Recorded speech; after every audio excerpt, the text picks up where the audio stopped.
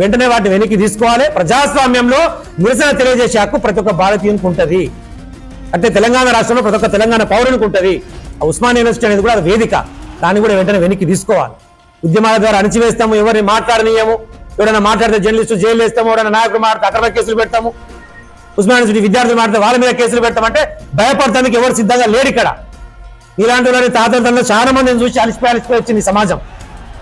నీకు కూడా తొందరలో గుణపాఠం చెప్తారు. ఇవన్నీ కూడా ప్రజలు గమనించాలి దయచేసి. ఎన్నికల ముందు ఎలాంటి మాటలు మాట్లాడారు, ఇప్పుడు ఎలాంటి మాటలు మాట్లాడుతున్నారు. అలాంటి వాళ్ళకి బుద్ధి చెప్పాలంటే బీఆర్ఎస్ పార్టీ తీసుకున్నటువంటి కార్యక్రమంలో కూడా మనందరం కలిసి రావాలి. రేపు 20వ తారీఖు ముఖ్య కార్యకర్తల సమావేశం కానివ్వండి, ఏప్రిల్ 27వ తారీఖున జరిగేటువంటి భారీ బహిరంగ సభ కానివ్వండి, అందరం కలిసికట్టుగా నిలబడాలి. కేసీఆర్ గారి నాయకత్వంలో మన తెలంగాణ జాతిపితను కాపాడుకోవాలి, మన నాయకత్వాన్ని కాపాడుకోవాలి, మన అస్తిత్వాన్ని కాపాడుకోవాలి. ఎవరైతే చంద్రబాబుకు చెంచాలక వ్యవహరిస్తారో అలాంటి ముఖ్యమంత్రికి గుణపాఠం చెప్పాలని చెప్పి మీ అందరికీ కూడా హృదయపూర్వకంగా విజ్ఞప్తి చేస్తా ఉన్నా.